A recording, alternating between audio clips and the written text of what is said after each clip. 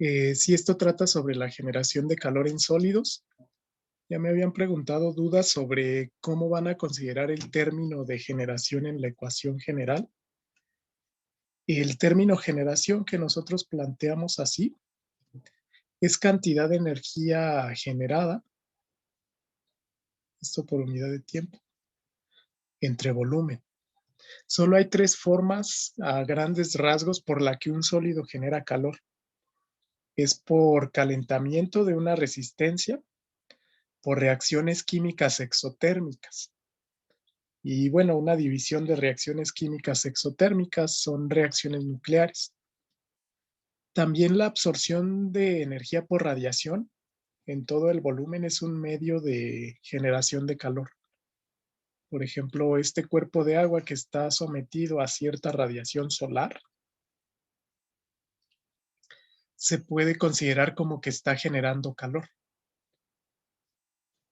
Entonces, en el caso de las reacciones nucleares, igual generan calor por lo que se llama fisión.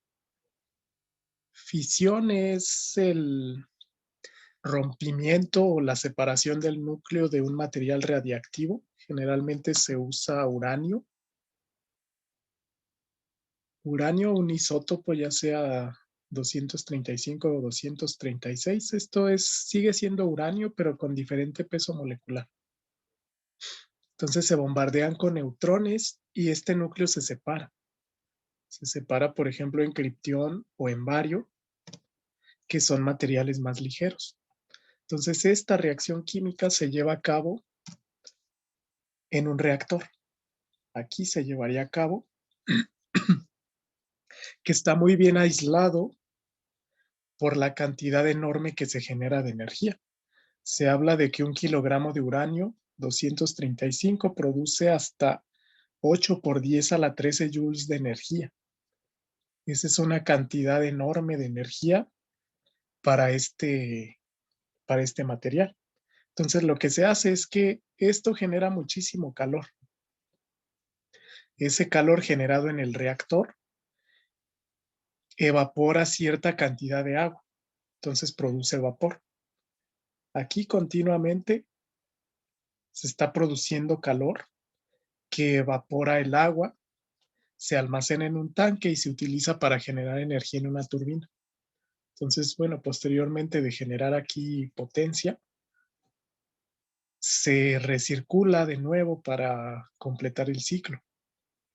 Entonces, aquí se recircula, se vuelve a condensar, que puede ser con agua, y ese es el ciclo. Entonces, sí podemos considerar que estas barras, por ejemplo, de uranio, que se encontrarían ahí en el reactor, generan energía. Ese es el ciclo a grandes rasgos de una planta nuclear, ahí estarían las barras. Si queremos calcularlo, bastaría con investigar el poder calorífico del uranio, que es este. Eso me dice que cada kilogramo desprende esta cantidad de energía. Nosotros podríamos calcularla con este dato del poder calorífico. También es posible, como estábamos analizando, calcular la generación para resistencias eléctricas. Esta es la ecuación, el cuadrado de la corriente eléctrica por la resistencia eléctrica entre pi radio al cuadrado por la longitud. Ese es el volumen de un cilindro. Se está considerando la resistencia eléctrica como un cilindro de radio R0, de longitud L, nada más.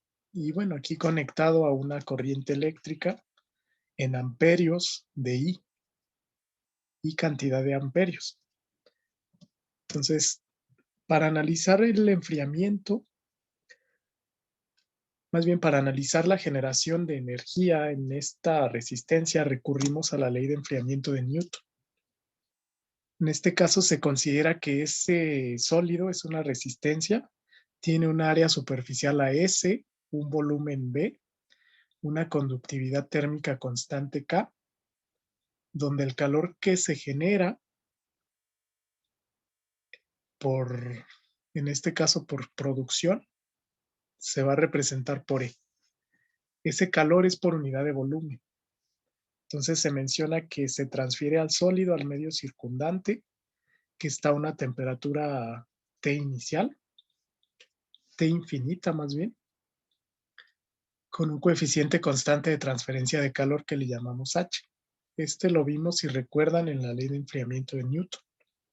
Es una constante. Y todas las superficies se mantienen a una temperatura común Ts. Entonces, si aplicamos la ley de enfriamiento de Newton, nos dice que la transferencia de calor va a ser H, la constante de transferencia de calor por el área del sólido, por la temperatura de la superficie, temperatura S, y menos temperatura infinito. Ese es el medio circundante. Entonces, digamos que tenemos este sólido a una temperatura del sólido y alrededor el medio circundante, que suele ser aire, estaría a una temperatura T infinita. Aquí si está sumergido en un fluido, también esa sería la temperatura. Entonces, con la ley de enfriamiento de Newton, nosotros deducimos que la temperatura del sólido, en todo momento, si nosotros conocemos la generación, va a ser igual a la temperatura del medio más este término. Este término representa el aumento de temperatura por la generación de energía. Lo podemos deducir para tres casos: para una pared plana, para un cilindro o para una esfera. Estas van a ser las relaciones. Para un cilindro, su radio es R0. Para una esfera, también de radio R0. Y para una pared plana, de un espesor L mayúscula. Entonces, con estas ecuaciones podríamos calcular la temperatura en cualquier momento de ese cuerpo que está generando energía. Entonces se está calentando. Esto debería ser positivo. Y estas van a ser las temperaturas máximas de cada caso. La temperatura, el aumento de temperatura máxima de un cilindro, que es la temperatura inicial menos la temperatura del sólido, lleva un máximo, que sería esto. Básicamente se obtienen el máximo de estas funciones. Esto en términos de la generación. Esta es la temperatura del centro de ese cilindro. Para una pared plana, esta es la ecuación de la temperatura máxima, el aumento de temperatura máximo. Y para una esfera, esta es la ecuación. Entonces, para resolver ese ejercicio de aquí, básicamente ya tenemos los datos. Aquí directo puedes aplicar la deducción de la ley de enfriamiento de Newton para determinar la temperatura del centro del alambre. Entonces, más o menos así se podría plantear.